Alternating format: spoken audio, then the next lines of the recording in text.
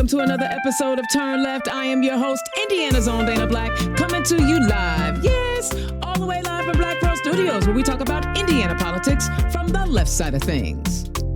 All right, welcome back to another episode of Turn Left, where we are talking to candidates all across the state. Guys, there's a huge opportunity to use that energy that I'm seeing out here in the universe to help candidates. And there's candidates running up and down the state. Do you know them all? I don't know them all, but I'm trying to get to know as many as I possibly can, and I'm trying to bring as many as I can to you. So tonight, this episode, we have another candidate running for state senate in District 26, Andrew Dale. Andrew, welcome to the show. Hey, good evening, Dana. It's a delight to be with you. Oh, man, the joy is all mine. So tell the people who you are and where you come from. Yeah, well, I'm pretty much a lifelong resident of Delaware County. I grew up in Muncie. I'm Ball State grad, Vincennes University grad. I've moved away a few times. I worked in local government earlier in my career in Muncie as community development director, and then in York, Pennsylvania as community and economic development director for the city there. But I've always come back to Muncie, my hometown. And I've been back for probably 25, 30 years now. And of course, I have a family and children, and my wife is a Presbyterian pastor.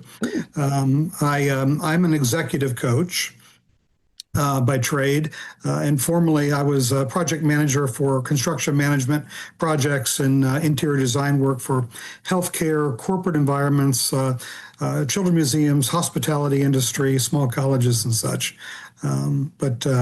Anyway, that's in a nutshell who I am. I also serve as the Delaware County Party Chair. I have that distinct pleasure of our 400 member plus membership, and now I'm a candidate for Indiana Senate. Oh my gosh, you just loaded up a whole bunch of information I want to know so much more about. First of all, what keeps bringing you back to Muncie? Well, it's always the people. I mean, Muncie is an extraordinary place because of the people's benevolence and the kindness of people. And this is where I grew up. I mean, people are typically drawn to where they grew up. And I had some really great experiences while I was growing up in Muncie. And so I've always tended to come back. I'm attracted, quite frankly, to the problems that need to be solved in Muncie and Delaware County as well. I mean, we have a fairly high rate of poverty, and there's a lot of work to be done. And so I'm involved in various efforts on that front. Historically, our senior community has been very important to me, helping people to age in place, meaning they can stay in their homes longer. It creates a better quality of life for people and their families. And then I've been involved in local governance quite a bit, in more transparent government, government that is more practicable, that meets people where they're at. And so Muncie has not only a long way to go in that front, but it has a lot of great strengths on those fronts too. Yeah. There's it's easy to try to attempt to make a large footprint in this world, but when we're tending to our own back and front yards, it's the meeting our neighbors where they need to be met is what really drives me, and that's where I think a lot of productivity is gained in communities and quality of life. I love that. I love that reasoning because it just makes sense, right? Muncie's seen some ebbs and flow over, its existence, where it was a booming city with auto manufacturing and things of that nature, and then we saw those things leave. And it's scary because Muncie is one of those towns where there's enough people to really make a difference. And you worked in governance. How are you seeing how people are wanting to make a difference in Muncie? Well, we have, through some of our hardships with poverty and such, you see an incredible amount of movement in the nonprofit organizations, healthcare organizations, those organizations and people that can wrap around opportunities and conundrums and help people. And so, Muncie has a large economy based on healthcare and serving the needs of people. And you mentioned origination. I mean, Muncie boomed in the 1880s through the natural gas, the finding of natural gas in the area. So the Ball brothers came to town, and you're right about the glass manufacturing that was here for a very long period of time. The automotive industry moved in. The automotive industry moved back out in the early 90s, late 90s, and so Muncie is continuing to find kind of its footing of where it needs to be, and we have a lot of good anchor points in Muncie. Our educational system is incredible with secondary, primary, secondary, post-secondary educational opportunities with Ivy Tech, Ball State University, and others. And so we have a lot to be thankful for, and that's part of why I'm running too, is because I aside from affordability and looking at issues of or opportunities of rural health and expansion of healthcare and supporting our agricultural industry and such, is what I call next generation opportunities. Mm-hmm. And I think Muncie, in its trying to find its way in the next 30, 40, 50 years, has a great opportunity to be a leader in the educational industry. We already have that through academics, but I'm talking about the actual industries of education. And as technologies evolve, being kind of a center point, an anchor place where not only the manufacturing of educational products can be made, but also the ideas and the types of teaching modems can be brought to the country as well. I love that. So now you have to explain to us what an executive coach is. Yeah. Well, there's a lot of different types of coaches, right? We have athletic coaches. We have people that support us in many ways. An executive coach, at least by my training, and the way that I go about my coaching is I work with mayors, police chiefs, fire chiefs, a lot of people in the financial industry, and nonprofit sectors as well. They're not always executives. Sometimes I'm introduced to a client by an organization that simply needs to either hone some skills or take them to the next level. So I sit with people generally on a monthly basis, usually for 12-month to 18-month stints, and we'll talk about opportunities and again those things that are stumbling them up and kind of help them think through those. Now, I ask people questions. I don't coach them in the sense that I tell them, walk 3 doors down, take a left, and you'll find your answer. Right. That's something that they need to do. I don't make it inordinarily difficult for them, but it's something that they need to find their footing on. And so I'm there to help them, nudge them in the right way. And I really enjoy it.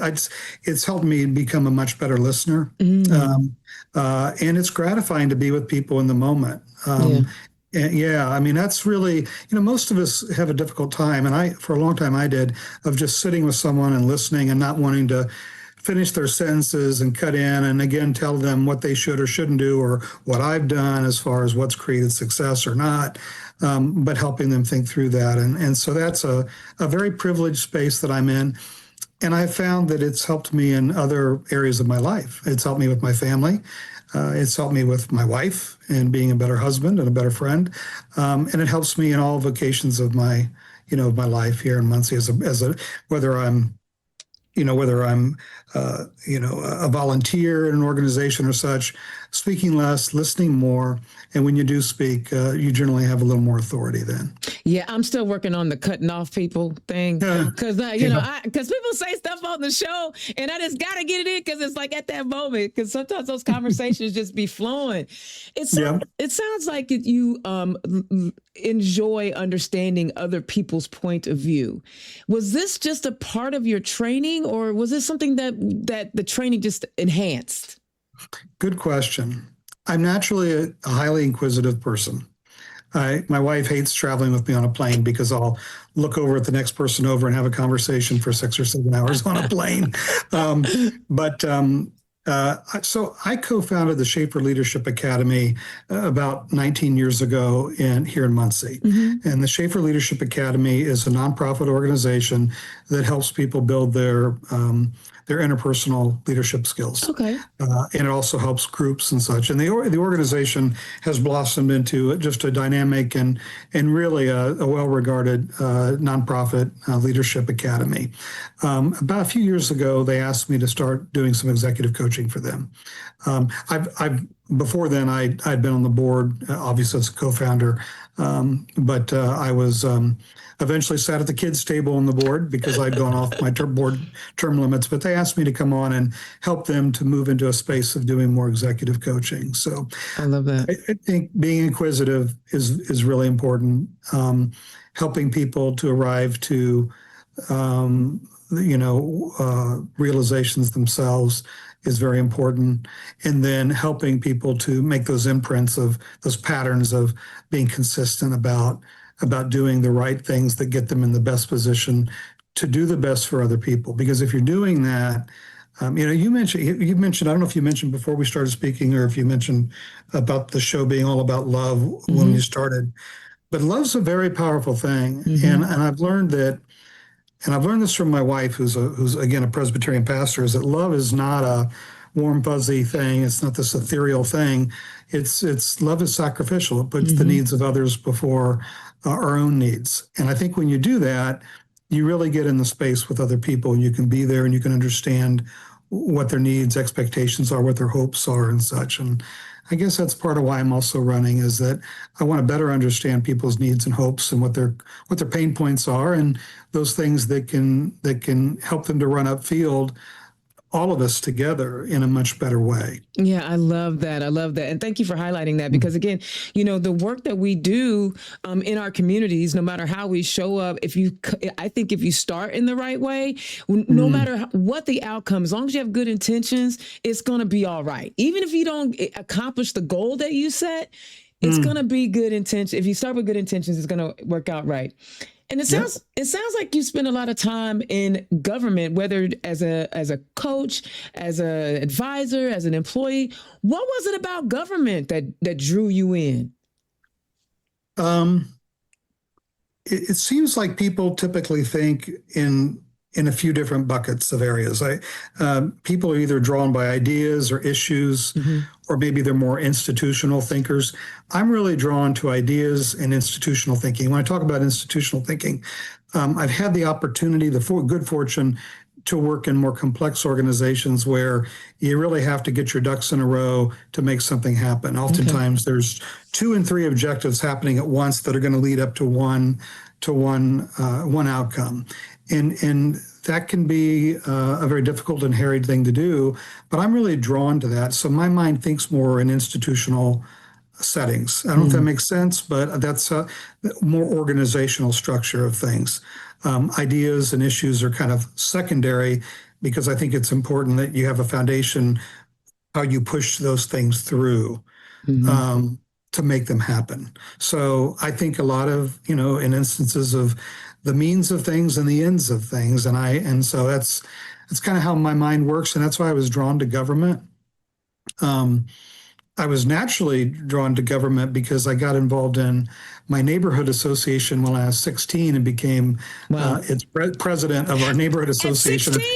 At 16, but I tell you, I inherited a well-oiled machine in the west side of Muncie, Indiana, and had great examples. And so, at 16, I was doing that. And ever since then, I've been part and parcel with trying to do my part. Sometimes you succeed and sometimes you do a little better. But it's always an interesting ride when you're trying to do something for others, like you've said. Andrew, I got to tell you, and I don't want you to take this the wrong way, but you're way overqualified for our state senate. No. Listen, let me ask you this. You just talked about how you are an institutionalist and you like fresh ideas. You're going to go into a state house where there are a lot of people who ignore the way things should be done. You mentioned that you were a project manager. I am also a project process oriented person, and it is frustrating to me when if you follow the steps, you're gonna get to what you want. Bro, you about to go into this state house because you're going to win. You're going to go into this state house and you're going to find that the processes that are supposed to be in place or that are written down to be done are not actually being executed that way. How are you going to manage that personally? Yeah, that's a good point. And when things don't function the way they are, the way they're supposed to function, can be very tough. I was with another candidate several months back. It was a Democrat candidate, and I have a lot of respect for this candidate. And the question at the end of this questioning series was, "What's the first thing that you'll do when you're in the state house?" And in this case, this other individual would be in a different assembly, and one was they would impeach President Trump. Now that is an end. That is not a means with which to do something. And I applaud that fervor and that interest to do that because, quite frankly, I support that. But my response was that and this is going to get really in the weeds, Dana. Take us there. Okay, I've been meeting with superintendents of Delaware and Muncie and Delaware and Randolph County in my district, superintendents of school corporations and school boards. And there are a number of things, there are a number of thematic things. They're all very concerned about Senate Enroll Act number one and its ramifications. But I keep hearing about some unmanaged expenses. One is property and casualty insurance. Now, again, we're going to go way in the weeds here. Come on, let's go. But those costs have gone up and up and up over the years. Some school corporations have a risk pool that they're in with other school corporations, but there's not a universal program like this in Indiana. And I would suggest, because I'm not a big fan of draining the rainy day fund, but I would suggest that we seed a fund that can be a risk pool for all of our school corporations to bring those costs down. Now, that's good stuff because we're talking the escalator on these costs over the last 5 years have like tripled. It's really damaging. So not enough money goes into the classroom. So it's vouchers are bad enough. Curbing the cost of insurance, escalating insurance costs another. But the reason I brought that up the reason I gave this response was because when you reach across the aisle, you don't want to reach across with something that's going to burn somebody. You want to build up goodwill and better friendships. Okay. And I think legislation like that instills trust. And then the next year or the year after, the next cycle, you bring something up that's a little more expansive, something that might challenge somebody in their thinking. We might get to vouchers at some point or such, but I think it builds trust among both sides. And I think that's where it's lacking. And I happen to think that our side is more trustworthy, but I happen to know that there's other people on the other side, talking about the Republicans, that there are some amenable, good Republicans over there. And I think we need to find a way to work. Now, some will say that's Pollyannish, but if we're not getting in those spaces on a regular basis and attempting to, it might take once, twice, three times of reaching out through some type of palatable legislation, then I think, well, what are we doing this for? Now, a lot of legislation, there is a lot that's agreed upon at the State House, but there are really big chunks of things that are rancid, that are bad for Indiana. And I don't know how anybody can vote for those things, but unfortunately, the gentleman who is our existing senator, Scott Alexander, tends to always vote that way. So anyway, I just think coming in with things that you don't break a fever with cold water. You want to come in a little low, build the trust, and then expand your ideas and your ideals. So, Andrew, I'm listening to you say your method there. That's what we call incrementalism, right? People, when you're talking to young folk, right? Because a lot of times our young folk want things now. They want it fixed right now. Let's make this change right now. You're speaking in incrementalism. How do you message that to young people so that they understand? Look, I feel what you're saying. I want what you want, but yo, let's take the steps. I mean, that's the project manager in you too. So Yeah, yeah. Well, I mean, I think you have to ask yourself, when's the last time you've had a hot burning coal in your gut and it worked for you? I mean, you have to bring the heat down, and you have to disenfranchise yourself of angst and move forward. That only comes from experience. I'm not saying there's not young people that have that experience. I think there are people at all ages. There are a lot of people that are older like me. I happen to be about 60. That are you a Gen Xer with me, bro. We Gen Xers. I'm 56. That's right. But I think that, I see it in all shapes and sizes. I don't see it in just younger people. I will say that in panel discussions that I've been a part of, where stronger fervor has been displayed by some other candidates, I applaud that. But I think my message has worked well. We have a wide, varied Democrat and amenable Republican constituency in Delaware County. And so I think that actually my message has worked, not just worked, I think it's been met and appreciated favorably. Well, I think you definitely have a wonderful speaking tone, and you're very, very measured in how you deliver. I'm too hyped. I'll never win an election because I just be screaming at people, and I don't even be mean. Listen, I'm just loud. Speaking of your constituents, one of the ways I know to become an effective candidate is to literally listen to the people. What are your constituents telling you when you're out meeting with them? Yeah. So if I could take one moment to back up real quick. Sure. I'm the Delaware County Democrat Party chair. I happened to run for mayor in 2019, which was an improbable task given some things that were happening in our county. I remember. Yeah, really tough. And the party has really not just gotten around all of that, but has moved through it in a very knowledgeable and I think that we have been honest about where we need to be. Okay. And I think we've turned that corner, which I'm very thankful for.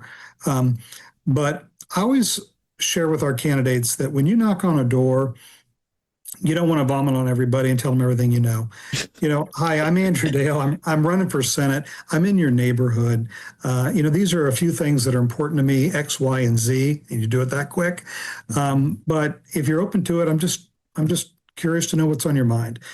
People want to talk. People need to talk. People have a lot of angst that they want to turn into action, and they want that action to turn into results. And so the only way to do that is, like you said, is to truly listen to people. And what I'm hearing from people, the average voter is smart, but they're not used to someone knocking on their door and saying, okay, tell me what's on your mind today, right now. They haven't chosen to put themselves in that chair to do that. But what I hear the most is things don't seem to be working right. My roads are worse than states around me. They do talk about affordability to a point. Okay. But what I'm hearing,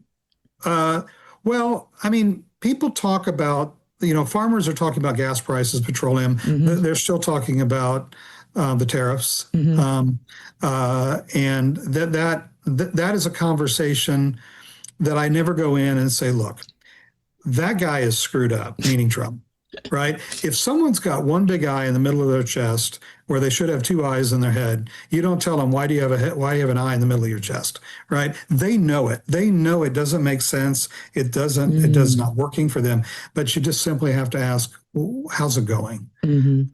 Going into, pardon me, but a bitch fest is just not a productive thing to do. And I heard this from one of my first cousins who lives in Randolph County, is in farming.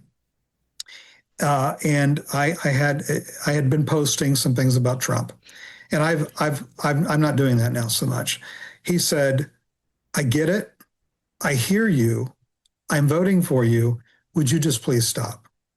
He didn't want to hear it. What he wanted to hear was more solutions about things. So I've switched over because the average voter in Delaware County, regardless of their politics, is fairly moderate, fairly middle ground, and is a little more nuanced. And so I have to attune to that. We don't have the luxury of living on the East or West Coast where we can be far more provocative. When I push forward pretty hard, I get a lot of resistance, and that's not going to open ears to my message. And it's not going to help them speak and articulate what's truly on their mind if I do that. So I get criticism for this a little bit because people want to push pretty hard, and I get folks that will just call it a more progressive line of thinking. I'm as progressive as it gets, to be honest with you. But I just know that in Delaware County, East Central Indiana, you can't get there if you splash them with cold water. Yeah, no doubt. And I think what's more important is that you want to try to bring people in. Right. And honestly, you're not going to endear yourself to anybody if you keep calling them an idiot. Like, you just can't keep doing it. And I understand the frustration on our side of, like, we tried to tell you. Now, I'm not a candidate, so I reserve the right to tell people we try to tell you, but I'm not a candidate. Right. But right. But you can't, like, I tell I've talked to a lot of Black candidates, and yes, there's racism, but you can't call people racist and then expect them to listen. They may be exhibiting racist behavior, absolutely, but as soon as you do it, and then once you understand human behavior, you have to adjust it if you're trying to bring them in. We know that these bad behaviors exist.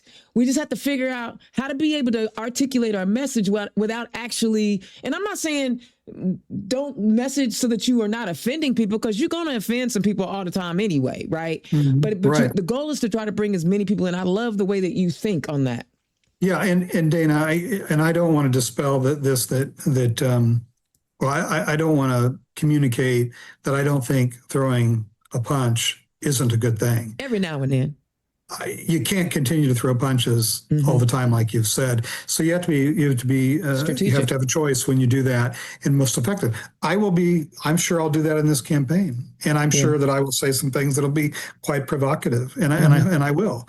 But I just chose not to do it all the time, because after a while you just don't listen to the individual anymore. Exactly. I love that. It's an understanding of, again, human behavior. You literally told us earlier you learned how to listen, and I love that your cousin gave you advice because you know his situation, you know what's like for them in Randolph County, and you took it. Yes. That's important. Yeah. So as you're thinking about, the affordability conversation, you've alluded to a lot of issues that we're facing right now. You mentioned, public schools and vouchers. You mentioned insurances and making sure that the local governments have what they need, and SB1. You have touched on a lot of things without elaborating on it, and that's really good, because it sounds to me like you are very well versed on a lot of different things. But if you had to pick maybe 2 or 3 things that you think your future constituents would want you to work on, what are those? Public education is number one.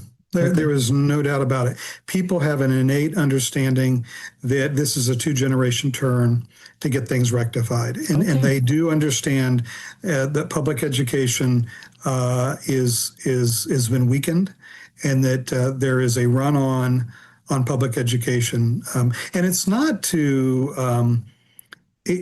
I don't see that the run at public education is that they're looking to destroy it, but they're looking to replace it in many ways. And those ways are one-sided about our religion, about our faith, about Christian faith. I'm a Christian. I'm a Presbyterian, and I am moved, and I am very much directed by my faith in my politics. But I don't think that my particular faith should drive the public discussion entirely. I think there's room at the table for everybody. In fact, our faith really has no play in how our schools are run or how we live our lives as individuals. So it's the basis of our country, right? So public education is number one. We could go on and on and on about public education, but from vouchers to how the degrees are being formed now, how you need to be on a track very early on in order to graduate with a certain type of degree. And if you don't get on that track by the time you're a freshman, you're screwed. That's some serious stuff. But I do think that Senate Enroll Act #1 is the front and center issue that needs to be changed. At the least, major patches to it. At the most, repealed and please go back to the way it was, but then made better at that point. Because there is a better property tax, a better taxing structure. But your question was, how are people articulating maybe what I'm seeing is what I'm hearing, what's important? And again, as I go to these school board meetings, as I go to speak to superintendents, as I speak to people in their communities, in Delaware and Randolph County, we have a lot of rural school corporations, and those school corporations serve as the heart of their community. I mean, they are physically the space where people go about every other weekend when school's not in session. If their kids aren't in sports anymore and their kids are out of the house, they're still going to the auditoriums, they're still going to the gymnasiums, they're still going to the bazaars and all that. It is the center of those communities, and they're starting to see that become tattered. And once you take that out of rural communities, you have a real problem. And then when you have that on top of that with rural healthcare being strained, it's a serious concern. I think about how a lot of these bills that are incredibly harmful to municipalities, all town governments, right? The areas of Indiana that are actually hit the hardest are the areas that are voting for the candidates that are writing these policies. Have you been able to draw the line?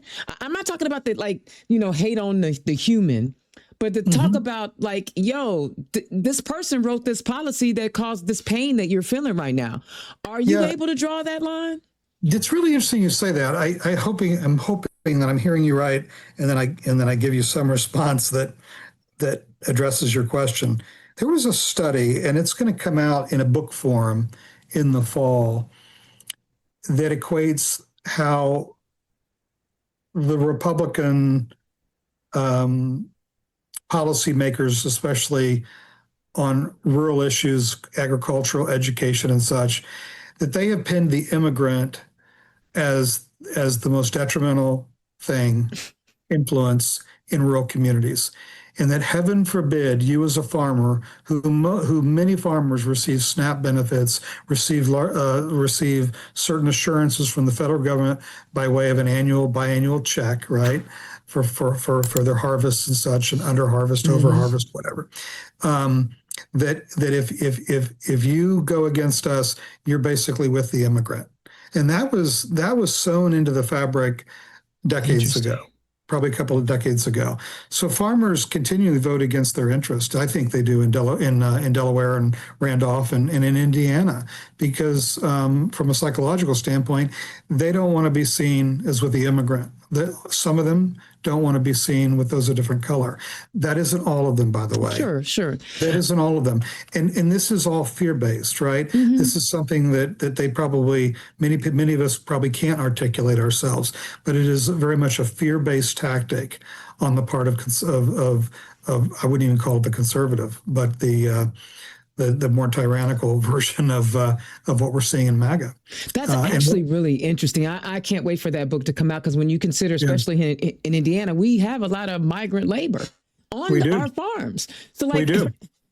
I'm still it's just, I guess it's just mind boggling to me. I am not voting for someone who wants to gut the Voting Rights Act, because I know that that's going to be harmful to my community.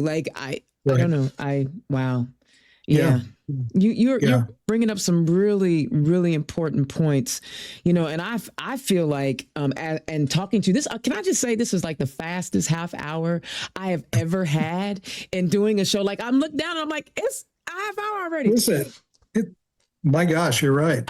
It means this was a really interesting conversation, and I hope that people take away something from this. Now, you are also the party chair. Right? Yes. Ooh, there's a lot of work that goes with that. Well, there's a lot of expectations that come with it, especially a party that's rebuilding to a large degree. We took our when my leadership team and I came on board back in March of 25. We took our membership through a strategic planning process. I am very proud of something that we have done. 70% of our 156 precinct committee structure, so 156 precinct committee folks, half of them precinct chairs, the other half vice precinct chairs. 70% of them before we came on were appointed. Now 70% are elected. Love that. Now, some say I'm crazy to do that because, right, the power in the chair is this board of directors we have. The power of the chair to continue is to have the thumb on the precinct committee structure. My feeling is if somebody wants the keys to this car and they can do it better, I will gladly hang it over. Right? No way. If somebody can do it better than me, I honestly will step aside and gladly hand them the keys. If they cannot, you're going to have to kill me to take the keys away. I feel that. I feel that. Because we have such a good team and we have such good precinct committee folks. And then beyond that, we've got a volunteer base that is exceptional. So this is the second thing that we did. When we came on board, we knew that we came in an off year, every 4 years it's an off year when party leadership is elected. But the next year is the first county election of the next 4-year cycle.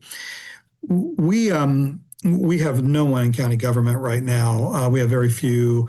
We have a trustee, and we have a few here and there. But we have little office holders. We're going to have some success this year with our candidates. I'm assured of that. We have some wonderful, wonderful candidates. But over the last 15 months, what we've gone about doing is building the volunteer base first, because you can be a very good candidate and lose because you don't have a good volunteer structure. Yes, sir. But you can be a less informed candidate, one that needs some sharpening. You could even be a little lackluster, quite frankly, with a great volunteer base and get elected. Yeah. So our goal is to have unicorns, right? We want people that are good candidates and good office holders, but you can't get there without world-class volunteers. So we have put an exceptional amount of time, effort, and treasure to training our PCs and letting them take the driver's seat. And so everybody has a place at the table, right? I don't care if you're sweeping a floor or if you're running this place.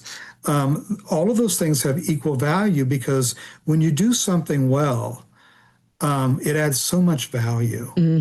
So I see the smile on your face when you even talk about it, right? Oh yeah, But I get criticism for it. I'll be honest with you. Occasionally, I get criticism. But listen, for it. my philosophy is if everybody liked everything you did and said, something wrong with you, because you're gonna everybody.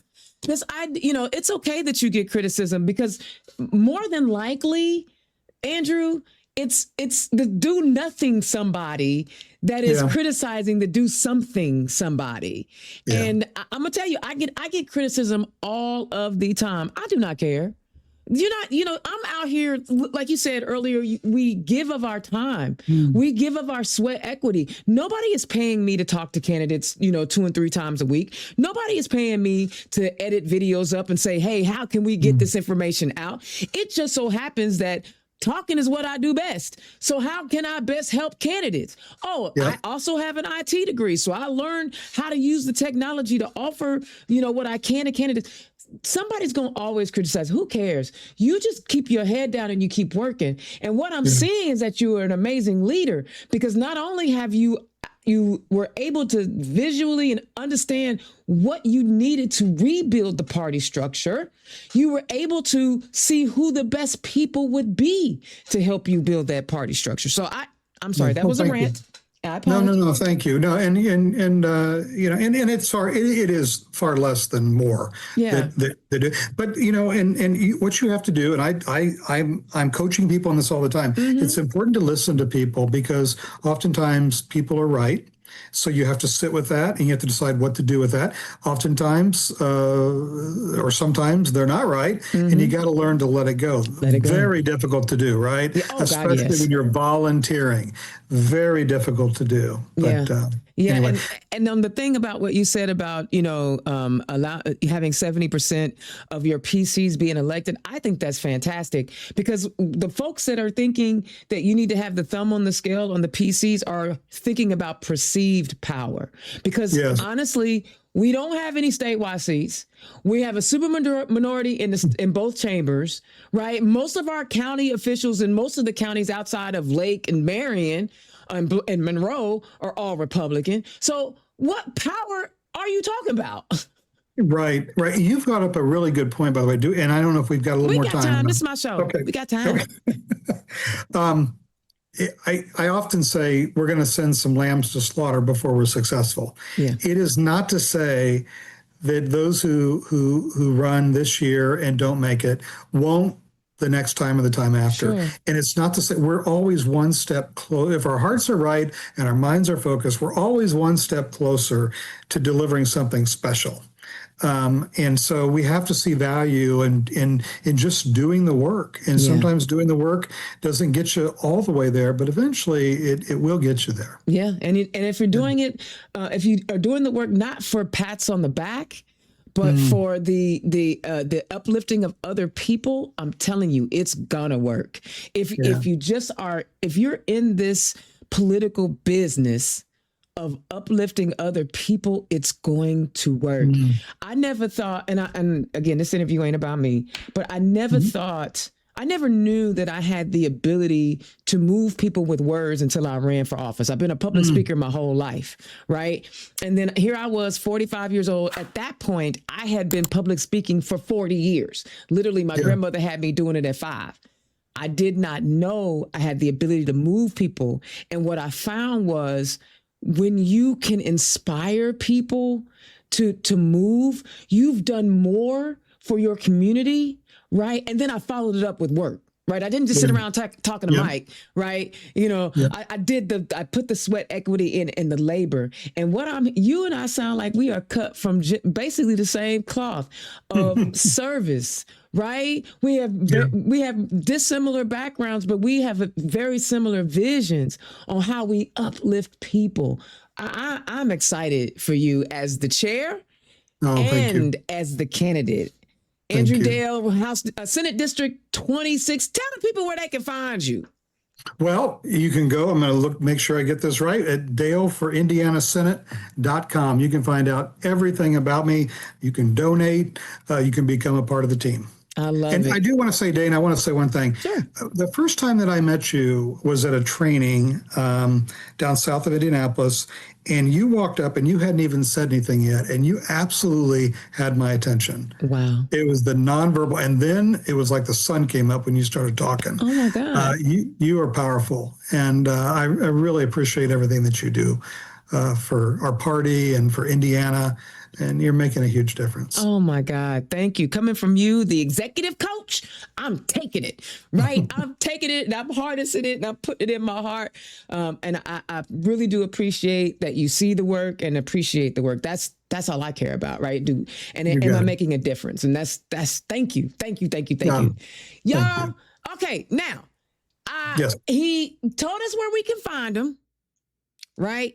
But what he didn't do, and I'm going to do it for him, is he didn't ask you to click his donate link and donate to his campaign. Listen, he's a county party chair. He recognizes the resources that candidates need to be successful, right? So become a $10, $15, $20 recurring donor for his campaign.